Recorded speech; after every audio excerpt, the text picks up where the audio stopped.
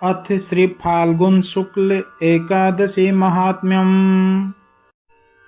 मान्धातोवाच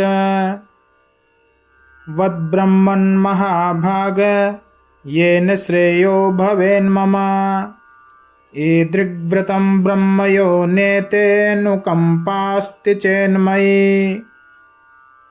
मानधाता बोले, हे ब्रह्मन, हे महाभाग, यदि आपकी मेरे ऊपर कृपा हो तो ऐसे व्रत को बतलाइए जिससे मेरा कल्याण होवे। वशिष्ठ जी बोले, रहस्य और इतिहास के सहित सब प्राणियों को फल देने वाले और सब व्रतों में उत्तम व्रत को इस समय तुमसे कहता हूँ। हे राजन, आमल की एकादशी का व्रत बड़े बड़े पातकों को नष्ट करने वाला है। सब लोगों को मोक्ष और सहस्त्र गोदान के फल को देने वाला है। हिंसा में लगा हुआ शिकारी भी मुक्ति को प्राप्त हो गया। इसका यहाँ प्राचीन उदाहरण देते हैं। हृष्ट पुष्ट मनुष्यों से युक्त तथा चारों वर्णों ब्राह्मण, क्षत्रिय, वैश्य, शूद्र से शोभायमान वैदिश नाम का नगर था। हे राज सिंह, उस सुंदर नगर में कोई नास्तिक तथा बुरी वृत्ति वाला मनुष्य नहीं था और वह नगर हमेशा वेद ध्वनि से शब्दायमान होता रहता था। उस नगर में शशबिंदु नाम का एक राजा प्रसिद्ध था। उसी के चंद्रवंश में चैत्र रथ नाम का धर्मात्मा और सत्यवादी राजा उत्पन्न हुआ।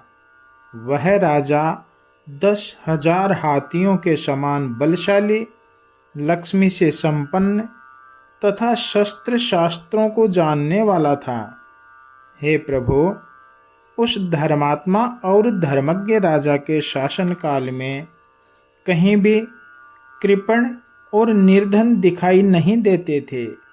हमेशा सुभिक्ष, क्षेम और आरोग्य का ही साम्राज्य था।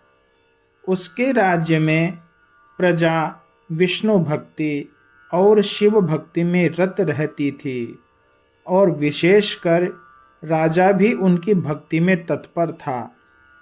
शुक्ल पक्ष की तथा कृष्ण पक्ष की द्वादशी युक्त एकादशी में मनुष्य भोजन नहीं करते थे और सब धर्मों को छोड़कर विष्णु की भक्ति में ही तत्पर रहते थे। हे राजन, इस प्रकार सुखपूर्वक विष्णु भक्ति में लीन मनुष्यों के बहुत से वर्ष व्यतीत हो गए।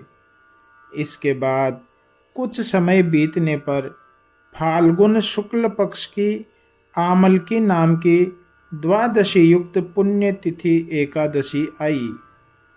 हे नृप, एकादशी के आने पर बालक तथा वृद्ध सब मनुष्यों ने नियम पूर्वक उपवास किया। उस व्रत को महाफलप्रद जानकर राजा नदी में स्नान करके मनुष्यों के सहित भगवान के मंदिर में गया।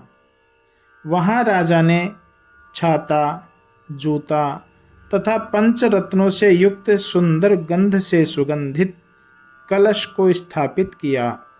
हे धात्री, हे ब्रह्मा से पैदा होने वाली, हे सब पापों को नष्ट करने वाली, हे आमल की, तुमको नमस्कार है। तुम मेरे अर्घ्य को ग्रहण करो।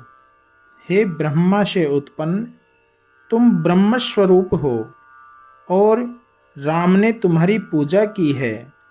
परिक्रमा करने से तुम मेरे सब पापों को हर लो। वहाँ सब मनुष्यों ने भक्ति पूर्वक जागरण किया। उसी समय वहाँ कोई शिकारी आ गया। वह भूख और परिश्रम से युक्त बड़े भारी बोझ से दुखी, जीवों को मारने वाला, सब धर्मों से बहिष्कृत था, अर्थात उसको बाहर निकाल दिया गया था। वह भूखा व्याघ्र वहां आमल की एकादशी के जागरण को और दीपमालाओं से युक्त उस स्थान को देखकर वहीं पर बैठ गया। और यह क्या, ऐसा विचार कर आश्चर्य को प्राप्त होकर उसने वहां पर स्थापित कलश के ऊपर दामोदर भगवान को देखा और वहां आंवले के वृक्ष को तथा दीपकों को देखा और कथा पढ़ने वाले मनुष्यों से विष्णु भगवान की कथा सुनी। भूख से पीड़ित व्याध ने एकादशी का महात्म्य सुना तथा आश्चर्य को प्राप्त हुए उसकी रात्रि जागते हुए ही बीत गई। प्रातः काल के समय सब मनुष्य नगर को चले गए और व्याध ने भी घर आकर प्रेम के साथ भोजन किया। तत्पश्चात बहुत समय बीतने पर वह व्याघ्र मर गया। एकादशी की कृपा से तथा रात्रि में जागरण करने से उस व्याध ने अगले जन्म में चतुरंगिणी सेना से युक्त राज्य प्राप्त किया और वह जयंती नाम की नगरी में विदुरथ नाम का प्रसिद्ध राजा हुआ। उस राजा के चतुरंगिणी सेना से युक्त तथा धन धान्य वाला महाबली वशोरथ नाम का पुत्र पैदा हुआ। सूर्य के समान तेजस्वी, चंद्रमा के समान कांति वाला और निर्भय वह पुत्र 10 सहस्त्र ग्रामों पर राज्य करता था। वह पराक्रम में विष्णु के समान तथा सहनशीलता में पृथ्वी के समान था और धर्मात्मा, सत्यवादी तथा विष्णु की भक्ति में तत्पर था। वह राजा ब्रह्मज्ञानी, अच्छे कर्म करने वाला तथा प्रजा के पालने में तत्पर था। शत्रुओं के अभिमान को चूर चूर करने वाला तथा अनेक प्रकार के यज्ञों का करता था। वह हमेशा अनेक प्रकार के दान करता था। एक समय वह राजा शिकार खेलने गया और देवयोग से मार्ग भूल गया। वहां उसे दिशा इत्यादि का ज्ञान नहीं रहा। तब वह अकेला गहन वन में अपनी भुजा सिर के नीचे रखकर सो गया। अत्यंत थका हुआ वह राजा भूखा ही सो गया। इसके बाद पर्वत पर रहने वाला म्लेच्छों का गण वहां पर आया, जहां के शत्रु के बल को मर्दन करने वाला वह राजा सो रहा था।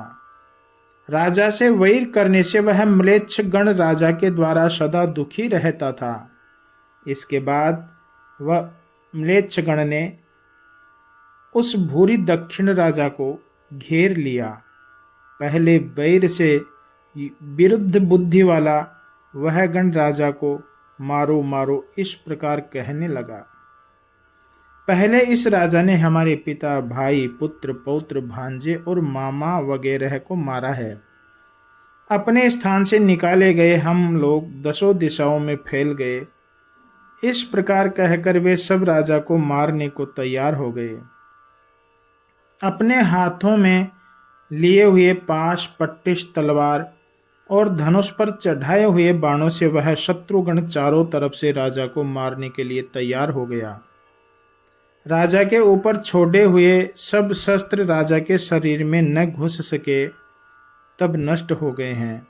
शस्त्र जिनके ऐसे वे म्लेच्छ मृतक के समान हो गए। वे शत्रुगण वहां एक पद भी नहीं चल सके और नष्ट चित्त वाले उन सब के शस्त्र खोटे हो गए।